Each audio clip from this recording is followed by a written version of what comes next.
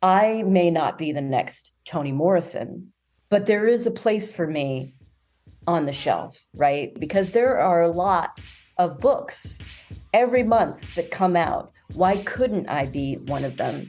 What's good? I'm Nikisha Elise Williams, and this is Black and Published, bringing you the journeys of writers, poets, playwrights, and storytellers of all kinds. Today's guest is Laura Warrell, author of the novel Sweet, Soft, Plenty Rhythm. It's an unrequited love story about a jazz musician and the women who want him, which for Laura is almost a metaphor for her journey in publishing. I did get to a point where I thought, if it doesn't work with this book, I think I'm done.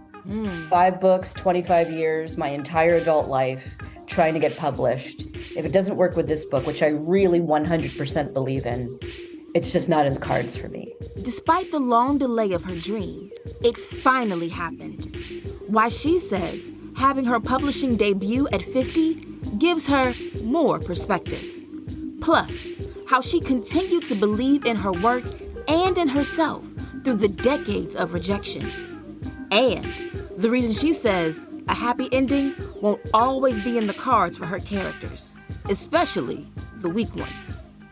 Laura shares her wisdom next, when Black and Published continues.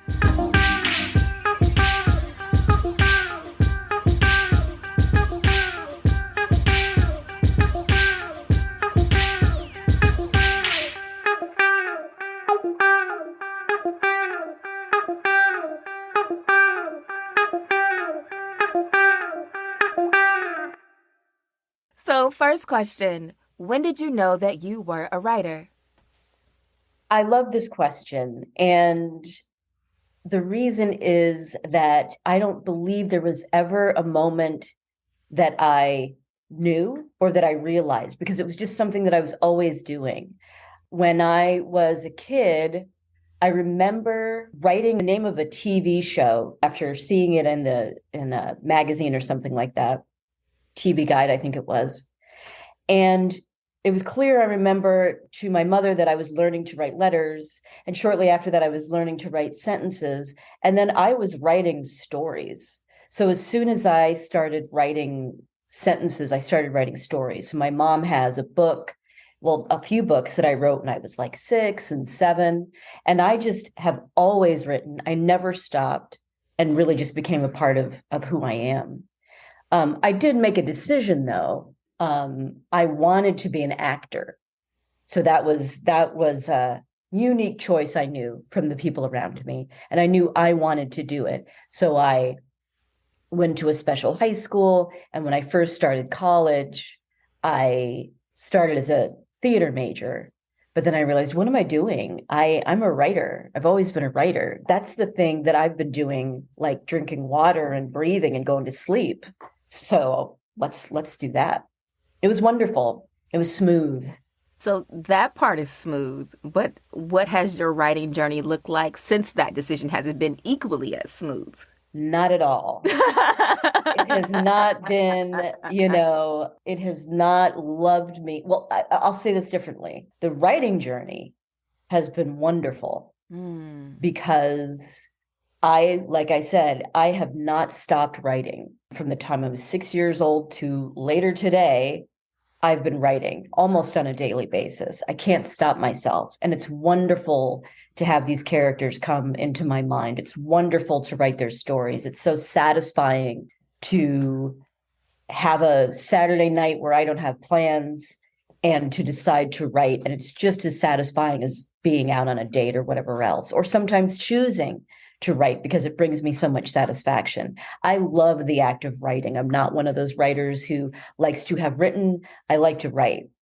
Publishing has not been as loving to me as the craft.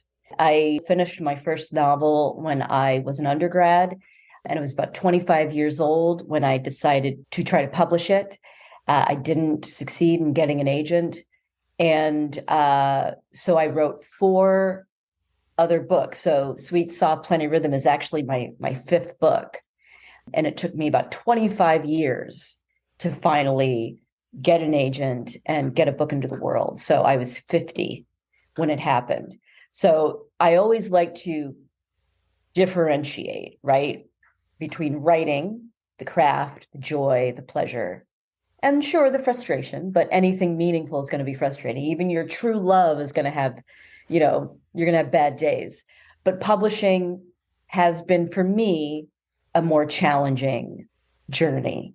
How have you maintained joy in the craft if the supposed outcome of that work was long delayed? I'm not sure if I know the answer. One Mhm. piece that I can say is that I love doing it so much. The act of sitting down in front of my computer, spending time with characters, trying to craft beautiful sentences, trying to make the story that's in my mind work on the page, seeing moments where some kind of inspiration comes to me out of the blue and really just locks in and makes the story really come alive. I love that feeling. When I have a story that I'm working on, when I have a book that I'm working on, it's always writing itself. When I've had, especially boring jobs, it's writing itself. When I'm in the shower, when I'm walking down the street, things are happening. I have notes and napkins and now, notes on my phone. It's love, Mm. right? I love the craft. And I have been able to, especially as I got older, make that distinction between writing and publishing.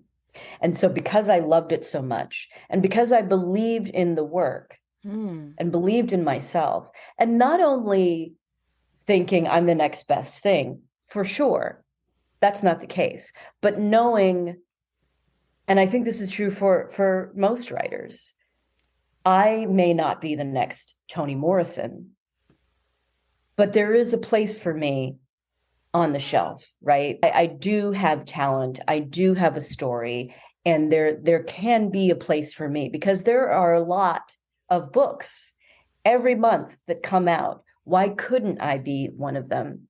And so I feel like the first piece was I love this and I need to keep doing this. I can't stop myself, and I'm not going to take that away from my days just because I'm not succeeding yet at it. But then also believing there's a place for me. Now, I won't lie, this journey with this particular book getting published was challenging. And I did get to a point where I thought, if it doesn't work with this book, I think I'm done. Mm. 5 books, 25 years, my entire adult life trying to get published. If it doesn't work with this book, which I really 100% believe in, it's just not in the cards for me. But I think, like I said, that's what I fell back on. And I often tell students this, you've really got to love this work because the business is challenging and the process is long of writing. The quote that people always say is running through my head, like it's right at the moment where you want to give up that everything happens. Right. So now let's talk about this long journey of publication. You mentioned that if Sweet Soft Plenty Rhythm didn't go, you were gonna be like threw your hands up. So take Yeah. us through the steps. When did you finish the manuscript? When did you query? How did all that go? How long did it take? Sure. So I finished the manuscript. I started it in 2013 as a short story at the end of my MFA program. I was still living in Boston, and I finished the book in 2018. So that means it took me about 4 or 5 years to write. So there were periods during those years where I had to put the book on the shelf for a little bit to focus on other things in my life. I guess probably 2018. I started querying agents. And by that time, I had been through this process with 4 other books. I had lived in 3 American cities, Boston, New York, and Los Angeles, that are, especially New York and to a lesser extent, Boston, publishing hubs. New York is where the business is. And when I lived in those cities, I busted my tail to network, to take classes, to meet people, to do everything you're supposed to do to endear yourself, right, to the community and to start to know people. And so by the time I started looking for an agent, I knew a lot of writers. And the first several batches of queries that I sent out were to agents who other writers had recommended to me. And that's supposed to be a shoo-in. Not necessarily that you're going to get one of those agents, but you're definitely supposed to get your book read and maybe have a better chance of being considered because, right, you're a real person now. You're not just a name on a piece of paper. And all of those agents either rejected me, some of them didn't respond to me at all, which was very surprising. And others, it just took a long time before they got back to me, and I either decided they're not interested. And that was very shocking. And not because, I mean, I really believe like this is it. I've really written a good book here, but it was very harsh, to come against this. I had been used to, I'm just cold querying agents, right? But I was getting a lot of the same response when I was querying agents who I had a connection to, right? So that was really demoralizing. And then it took me basically 2 years, 50 queries. But what happened between those 2 years, within those 2 years, is that I would listen to what the agents were telling me. And if there were pieces of feedback that seemed useful and that would make the manuscript better and align with my vision for it, I took that to heart and I revised. There was one agent in particular who, from the beginning, offered feedback and really serious recommendations for revisions. And I, again, took those to heart. So the book went through a lot of revisions during those 2 years. And then I would go back out with another batch of queries, get rejected or ignored, and then go back to the drawing board with whatever information I did get. So I was constantly revising. Then by the end of the journey, I really had done a lot of revisions. I sent it to a book doctor. Her job is to look at a manuscript and say, this is working, this isn't working, etc. And I paid her. She was fantastic. She used to be an editor at Tin House. And I gave her the manuscript and she gave me feedback. And once again, I made those changes. And then I sent out another batch of queries and found my agent. And he kind of took over. So I didn't have anything else to worry about. And that was a wonderful, wonderful moment because it was, I mean, there was the next mountain to climb, right? But that was a mountain that I was really glad to finally have reached the peak of. Did you do more revisions with your agent before he went on submission? I didn't really have to. By the time I got to him, the manuscript was pretty polished, right? Because I'd gone through all these other revisions. I'd sent it to a book doctor. I feel like maybe there was a chapter or two that we decided to drop, but there weren't really any significant revisions. And even when we finally made the deal and I started working with my editor at the publisher, we didn't really have a lot of revisions either. I think we let another chapter go. And I'm not suggesting like my writing is so fantastic. I think it's just because I had revised it over and over and over again during those 2 years that it was pretty sharp by the time I got it into their hands. I remember first hearing about your book in that New York Times article where they profiled Lisa Lucas of Pantheon. And it was basically like, it's about her, but it's about her and her love for your book. And so then it was like, everyone's like, what is this book that's coming out? We have to read it. Right. And so after so many years of working toward this moment, how did it feel to have, I guess, such a big grand debut onto the literary scene in that way? It was really humbling. It was really exciting. I was very, very grateful.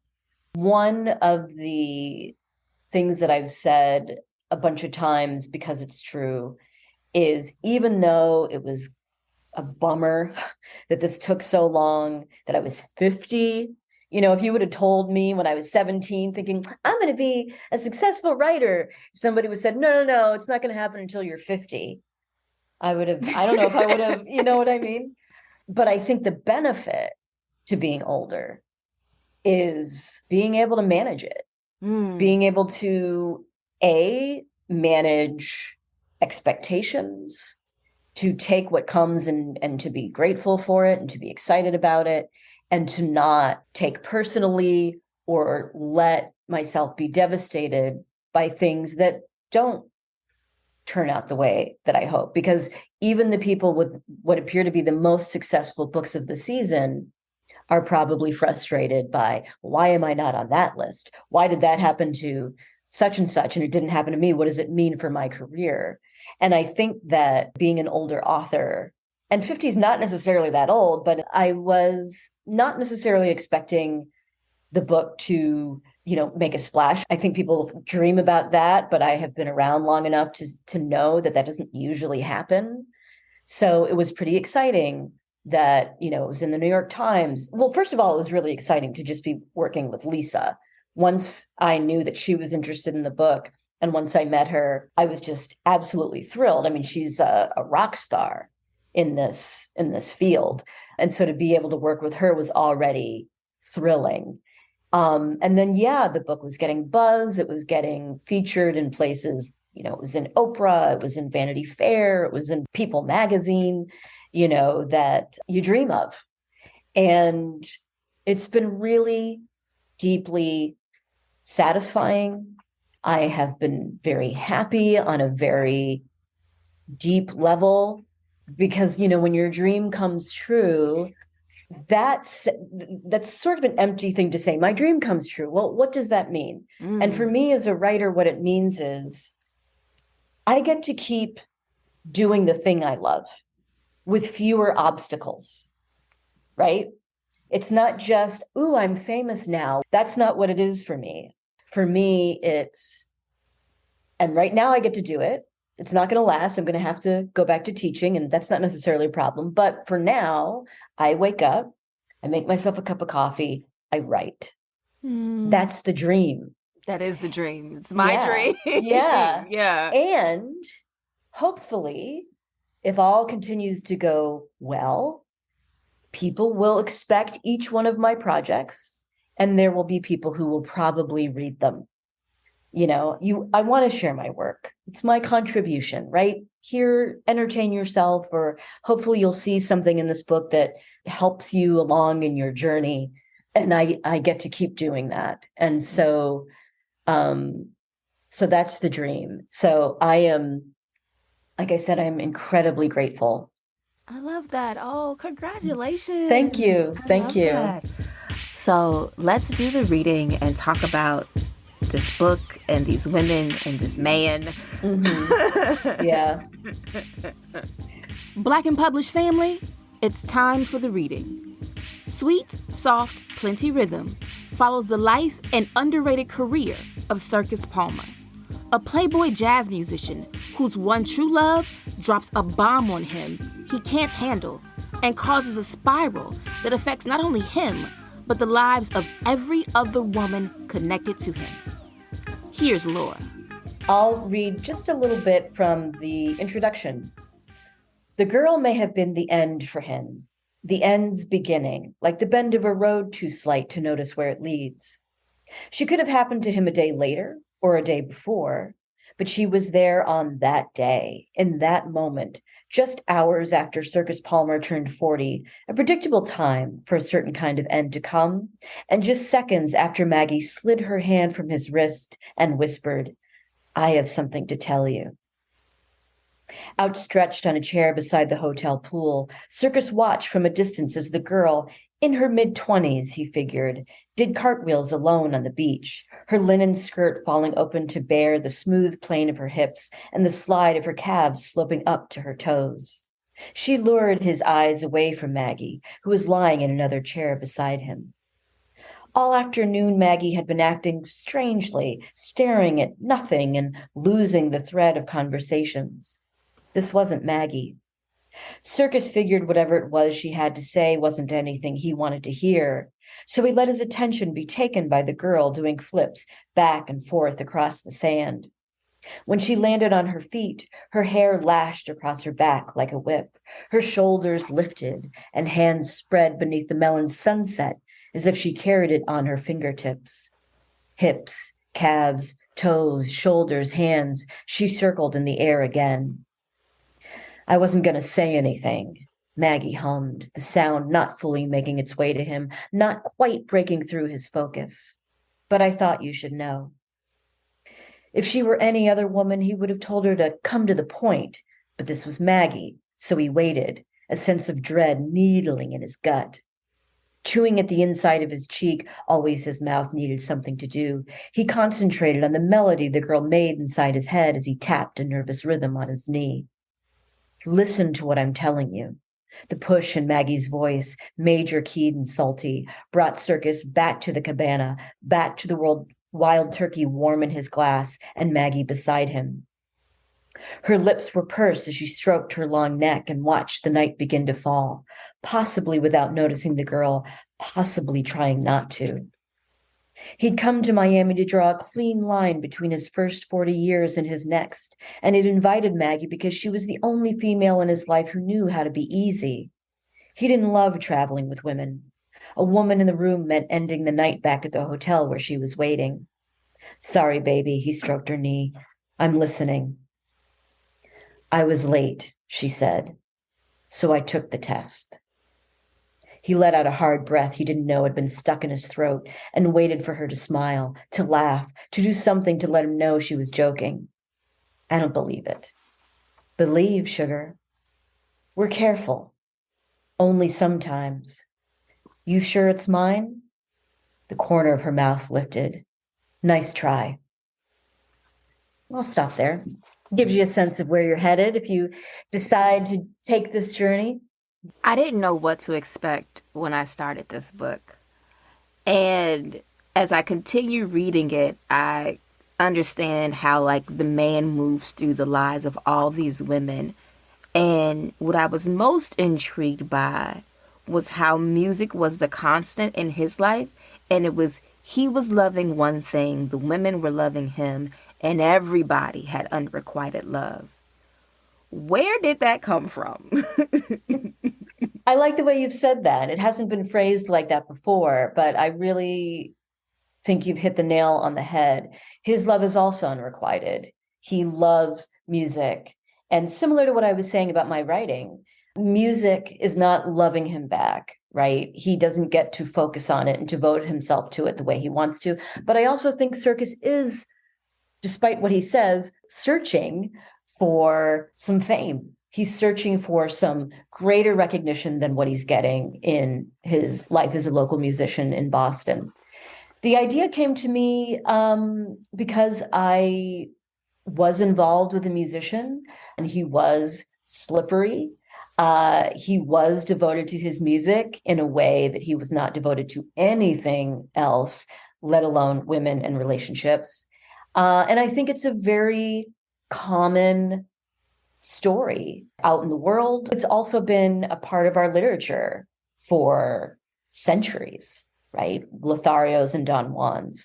And I wanted to write a story from the perspective of the women because I feel like, as is often the case with literature and storytelling in general, we tell stories that men and women are both a part of, but it's the male's perspective, his journey, his trajectory, his growth and evolution that is prioritized, that we are supposed to be interested in. And the woman is serving all of that. And I wanted to extract women from that narrative and show all of the layers and complications and depths and impacts of this kind of relationship, because I don't think it's been done very often, if at all. I can't think of many. I've never read anything like right, it. right. And so that was one of the reasons that I wanted to write the book. But going back to your point about unrequited love, I wanted to make sure that Circus wasn't just this jerk player, right? I wanted him to have something that was intriguing beyond him just being handsome or sexy. And to me, being a creative person, I know so many people, but especially women, who have their type. I like musicians. I like actors. I knew a woman when I was in college, I worked in a comedy club. She really liked stand-up comics. And so I thought, well, let's dig into what it is about the creative man, this idea that as women, our internal life has not been considered as important or valued or intriguing as the internal life of men. And so very often I feel like women get fed creatively from The creative man. the creative man, right? Is it really him or is it something in yourself? And so that's why I wanted him to be a musician, um, jazz musician, because it confuses a lot of people. And I liked playing with this idea that these women are really attracted to him, but maybe don't actually like jazz or aren't as familiar and are kind of confused by it. So there are lots of layers to that dynamic. Do you think you love writing as much as Circus loves music? I think I am devoted to the craft more than he is because I think that he is devoted, but I don't think he's going where he needs to go to get better. Hmm. So, you know, I described my publishing journey. And part of that journey was when I got feedback that made sense, You revised. I revised. I don't think Circus would revise. He I think, didn't. yeah, I think Circus is like, well, you just don't get me, or you Yeah. just don't appreciate what I do. I don't think, and one of the other characters says to him, the jazz musician that I sort of see as his mentor, is you've always been a little afraid of the music. You're afraid to go there. And I think that that's what distinguishes proficient artists from unique artists, let alone people who are really innovating their fields or their craft. And I don't think Circus would do that. I think he's too arrogant. I think he's too locked into himself, too afraid to go there. It reminds me of a line, I don't remember the artist who said it, but in the documentary 20 Feet from Stardom. And it's I like, saw that. I loved that. Yeah. I did too, but it's in the beginning of the documentary where it's like, it's a long walk. Like you may think it's only 20 feet, but it's a long walk to center stage. And with so much of Circus's, I guess, fear being wrapped up in him not getting to the center, you describe it best. And I told you we are going to talk about this. On Great. page 332, Mm-hmm. the line, it's a quote. I don't remember who's talking. It says, you're going to hit a moment in life when there's nowhere else for you to go. You're not going any farther. Everything you're going to do and be is already in place. So you hit that plateau, right? And just coast until the end. That's okay if you like where you are, but if not. And then the sentence trails and Mm-hmm. ellipses. And I was like, I can't do this with Laura Right, today. Like, I right, didn't right. ask for this. Yeah. So, like, it's talking about the character and music, but then were you also talking to yourself about writing? It was definitely me talking to myself, and it was me talking to all of us, you know. And I think that there are two. It's funny. I've been thinking a lot about this because I am getting older, and you hit an age where you think this is going to end my life, right? I'm not going to be here forever. And what do I want to do with that life? And I do feel I hit that moment. I know a lot of people who've hit that moment. I think you hit that moment at varying ages where you realize I might be constructing a life that it's going to be more challenging to get out of if I once I realize that it's not working for me anymore. And I think part of that is before you get to that point, do your best, right, to construct a life that when you hit that point, you go, okay, well, this is okay. I just need a couple adjustments, right? And the unfortunate thing that happens to a lot of creative people is that there are a lot of creative people. I considered myself one of them until I got lucky and found the right people for this project, where it's not you. It's not that you're not working hard enough.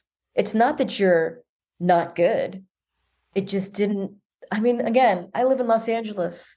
This town is full of beautiful, talented, interesting, exciting people who just didn't get a break. Mm. And it's not their faults, right? Yeah. It's not, there's nothing that they could have done differently. It just didn't happen. And so, yeah, I mean, for sure, I was talking to myself and I was talking to all of us.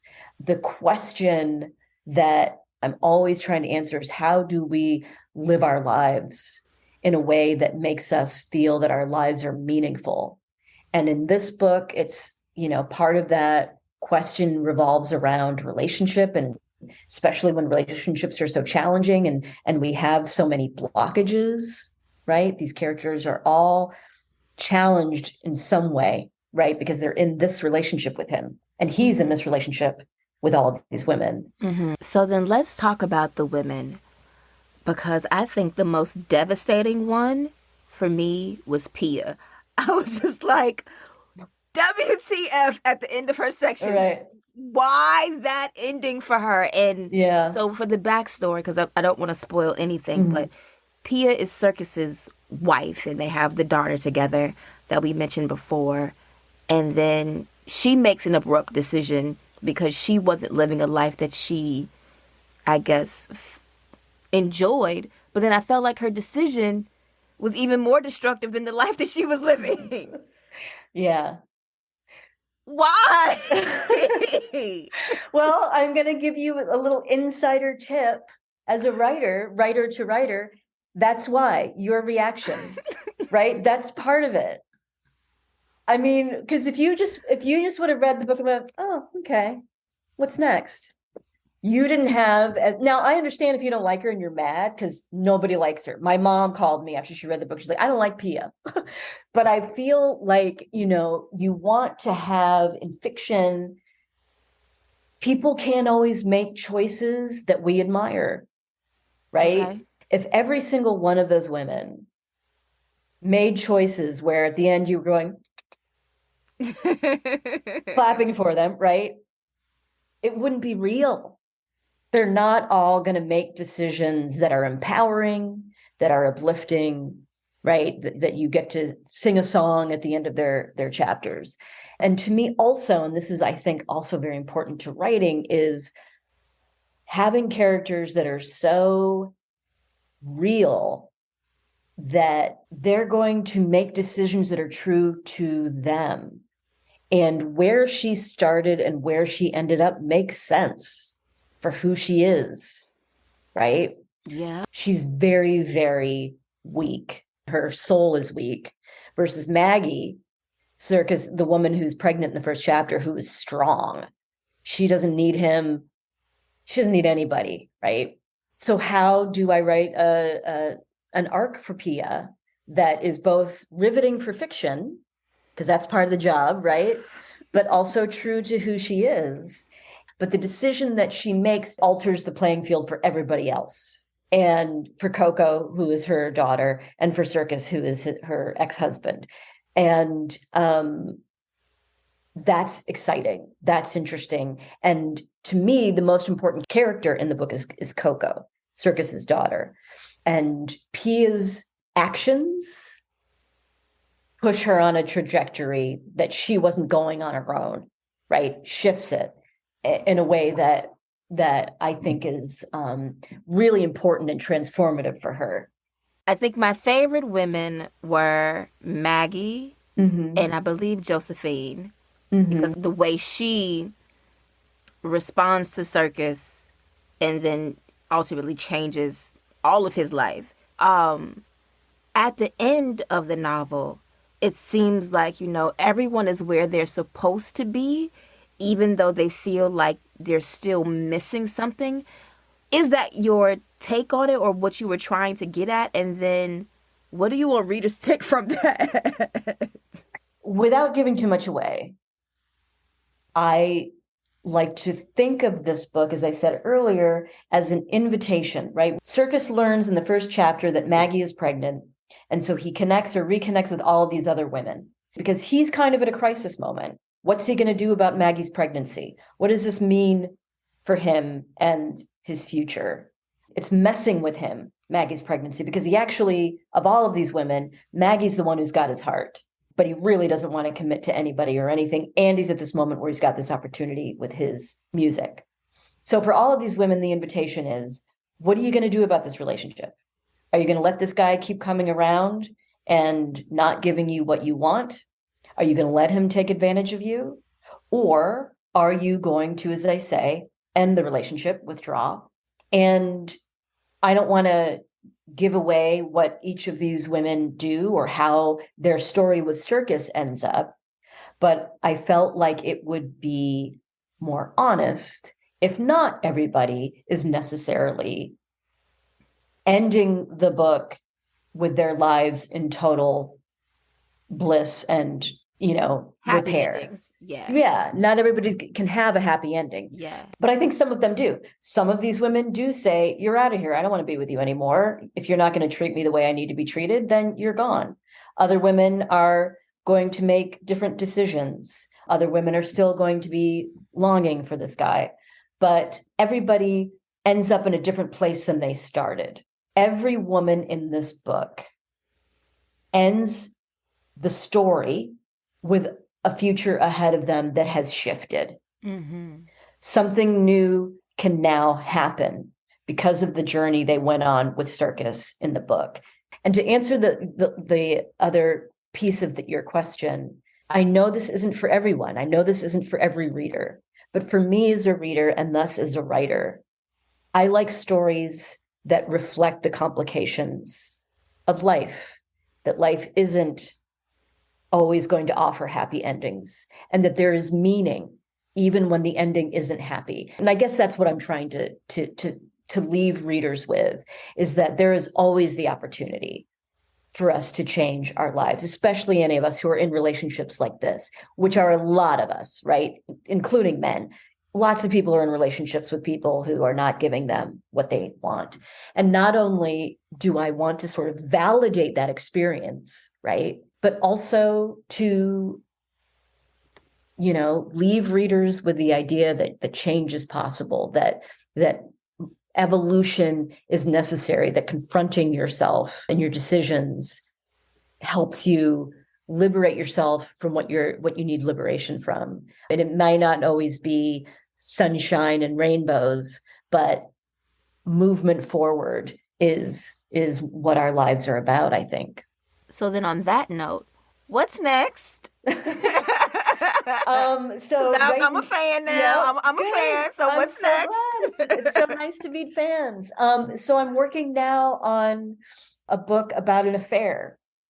And we're still prioritizing female characters, centering female characters. But now we're talking about people who are committed. We're talking about people who are in it for the long haul and some of the challenges that can come with that. All right. So I want to switch to a speed round and a game before I let you go for the afternoon. What is your favorite book? Jazz by Toni Morrison.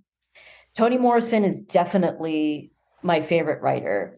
And for whatever reason, jazz even talking about it now, it just gripped me.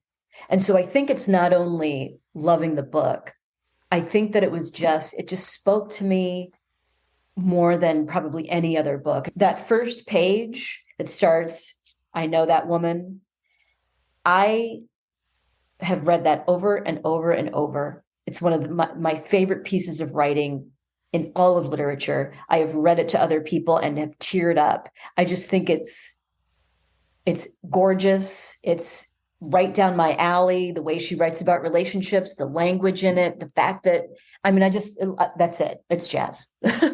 Okay. Yeah. And you've already said Toni Morrison is your favorite author. So then what is your favorite song? Oh, God. It would probably be something by Prince. Okay. Then there's like jazz and stuff like that. Charles Mingus, I think, is my favorite. Or Thelonious Monk, although I just discovered this record by Alice Coltrane. But those are some of my favorites.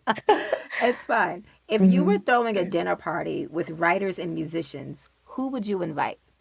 Dead or alive? Doesn't matter. Okay, so Toni Morrison for sure, James Baldwin, Prince, Charles Mingus, and Thelonious Monk and stuff. And I'm trying to think of who would really be really interesting. Wynton Marsalis, he's much more contemporary. So then Questlove also. Chuck D, I just saw him on something. I love Public Enemy and I love his mind. Why don't I just stop there? That would be a good party. That would be a good party. If money were no object, where would you go? What would you do? And where would you live? If money were no object, I would travel the world. I wouldn't go one place. I would just live in different places. I would love to do that actually. And in some ways I consider, is there a way that I can do that? Like I would go live somewhere in South America for a couple of years, and then I would go live somewhere in Europe, and then I would live somewhere in Africa. And yeah, I really travel is incredibly important to me. So what I would do is that I would take my computer and just go live in different parts of the world until I was ready to move to a different place, and then go and keep writing books the whole time. Okay, so then Yeah. name three things on your bucket list. A lot of it is travel related. Um, at some point, I want to take a trip around the world. I'd also like to have one of the languages that I speak um, terribly. I'd like to speak one of them well. Um, What languages and do you speak? so I have some French, German, and Spanish. But if anybody started talking to me, I would embarrass myself. But if I could get one of them like solid, that would be great. Or even like Italian. I have this Italian friend. I'm like, oh, it's so pretty.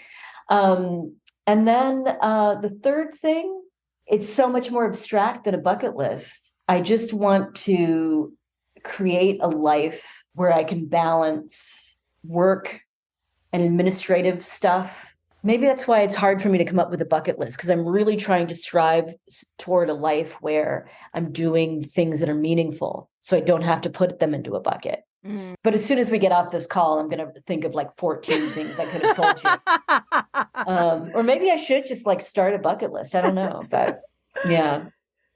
All right, and then what brings you joy? So the people that I love bring me a lot of joy. I love meaningful, rich, stimulating conversations with the people I love. I like being in the company of the people that I love, but I also feel so much joy in other people's creative work. Mm. Listening to a record that I love by a musician that I think is brilliant, going to a museum and seeing artwork that I think is moving, reading a book that is blowing my mind. Even if I don't know the person, seeing another person's creativity and being moved by it is not only joyful, but inspirational. And I want to write, I want to talk. I just feel alive. I feel like there's sunshine in my chest. Mm. That's what brings me joy. All right, so our game is called Rewriting the Classics. Mm. Name one book you wish you would have written. That's really hard. I guess I might say Gorilla, My Love. K. Bambara. Yeah, when I read that book, I didn't feel like, God, I wish I wrote this. But I did feel like I wish I could write like this. And how is she doing that? So that might be the book that I say. There've been a lot of books. It's interesting. I don't think I necessarily have that relationship with the books I read, of like, oh man, but I do feel more like this is now teaching me. Yeah. Name a book where you want to change the ending, and how would you do it? I just thought of one, but it's a contemporary writer, and I'm not going to say. All I'll say is there were several relationships in the book that I'm thinking of. And the couple that ended up together, I was not satisfied. And yeah, that's all I'll say. Okay. I am not going to. I'm going to ask you when I stop the recording. I'm going to come back to it because now I want to know. You may not answer this question either because it is my messy question. Okay. But name a book that you think is overrated or overtaught, and why. And you can do dead writers if that makes you feel better. Yeah, I would do somebody dead for sure. Let's see. I'm going to say Raymond Carver for two reasons. I teach, like I told you, I teach literature classes, and there's a story called Cathedral that is in almost every literature textbook I've had my hands on. Cathedral by Raymond Carver. I love Raymond Carver. I think he was a great writer. I've learned a lot from him. But I think that he's held up as this standard for American literature that is limiting. I think he should definitely be included, but not necessarily like this is The the end all bar. be all. I also feel like Cathedral is not his most exciting story. I'm sure if he was alive, he'd be like, I wrote other stories, Yeah. so maybe I would say that. Okay. And so then my final question for you today is, when you are dead and gone and among the ancestors, what would you like someone to write about the words and work that you left behind? I hope that they say that I told stories from the perspectives of people that we don't always get to hear from, that I wrote about the human condition and the human experience from a unique perspective that provided even a tiny, tiny, tiny light, shone a very, very tiny light on that experience so that there's more understanding of what it means to be human and why we're here. And I say that not to suggest that my work is that profound, but that I think that what great art does is reflect the human experience in meaningful ways that we can understand ourselves and each other and life. And I hope that my work contributes in a small way to that. Thank you, Laura. Thank you. Big thank you to Laura Warrell for being here today on Black and Published. Make sure you check out Laura's debut novel, Sweet, Soft, Plenty Rhythm, out now from Pantheon Books. And if you're not following Laura, check her out on the socials. She's at LK Warrell on Twitter and Instagram. And Warrell is Warrell. That's our show for the week. If you like this episode and want more Black and Published, head to our Instagram page. It's at Black and Published, and that's BLK and Published. There, I've posted a bonus clip from my interview with Laura about why she doesn't regret the book doctor she worked with and how to avoid publishing scams. Make sure you check it out and let me know what you think in the comments. I'll holler at y'all next week when our guest will be Victor Laval, author of Lone Women. One of the things that interests me very much is talking about the ways that someone outside the family harms family. But then I'm deeply invested in telling the truth about how within family we hurt each other, right? And that on some level, like the deepest horror, to me at least, is the people who are supposed to love you and supposed to keep you safe are the ones who don't. That's next week on Black and Published. I'll talk to you then. Peace.